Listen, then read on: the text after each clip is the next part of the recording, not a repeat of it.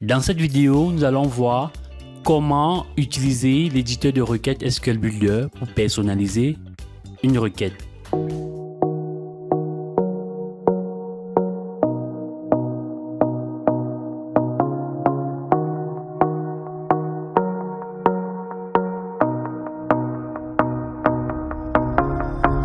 Moi, c'est Annick Ginke, consultant formateur. Ici, nous parlons de traitement de données, nous parlons de talent.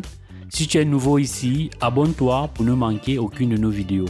Pour personnaliser nos requêtes, nous allons partir de ce job qui permet tout simplement de récupérer les informations contenues dans une table, dans une base de données PostgreSQL et d'afficher ces informations à la console.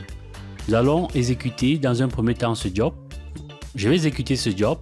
Ici, nous avons les informations qui sont récupérées dans la table apprenant dans notre base de données PostgreSQL. Le job est en cours d'exécution. On va patienter un tout petit peu que les informations s'affichent. Là, nous avons le job qui est en cours d'exécution et nous avons ici une table qui est renvoyée. Donc, nous avons 24 lignes et nous avons les informations contenues dans cette table apprenant.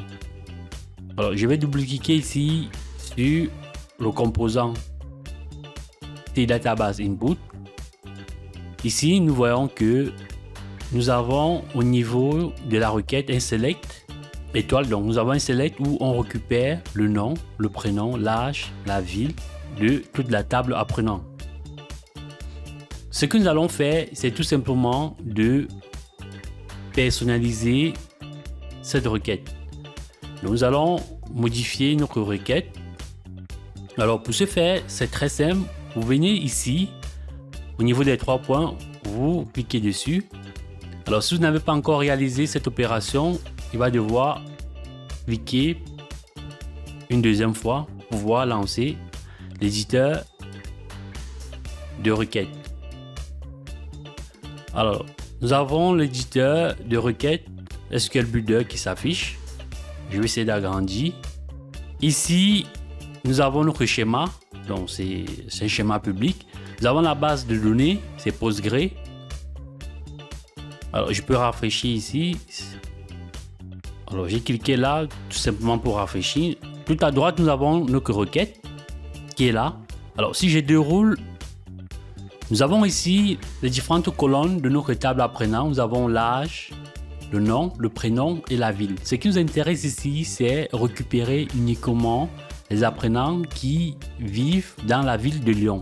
Nous allons modifier cette requête. Donc, après le from, nous allons rajouter tout simplement la clause where qui va nous permettre de filtrer la ville. Donc, nous allons ici tout simplement rajouter le where. On va dire, on va rajouter apprenant.ville, médiant que double quote comme ceci, égale à Lyon. Donc, pensez bien à mettre Lyon également entre côtes. Donc, une fois que c'est fait, nous allons ici exécuter le SQL. Donc, on va cliquer sur ce petit bonhomme là. Donc, ici, nous avons exécuté la requête en 39 secondes et nous avons 6 lignes qui ont été retournées. Donc, si j'essaie d'agrandir, vous allez voir que là, nous avons uniquement les apprenants qui vivent à Lyon. Je vais essayer de replier ça. Donc, vous voyez que là, nous avons ici tous les apprenants qui vivent uniquement à Lyon. Donc, je vais cliquer sur OK. Alors, si je reviens au niveau de mon composant Database Input, donc, que j'ai renommé apprenant, si on vient au niveau du built-in, vous voyez que la requête a été modifiée à ce niveau. Nous avons ici la clause where qui a été rajoutée. Donc, ici, on va récupérer tous les apprenants qui vivent uniquement à Lyon. Alors, je vais essayer de réexécuter ce job à ce niveau. Donc, au niveau du SQL, de l'éditeur SQL tout à l'heure, nous avons vu, au niveau du SQL Builder, nous avons observé la requête. Donc, ici, je vais exécuter. On va pouvoir à nouveau se rassurer, d'avoir le bon résultat. Donc là, je lance l'exécution. L'exécution est en cours. Et là, nous avons notre résultat qui va s'afficher. Donc, ça prend un peu de temps.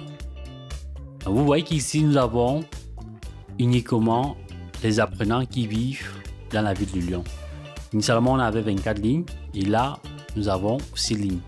Dans cette vidéo, nous avons vu comment utiliser l'éditeur de requête SQL Builder pour personnaliser une requête.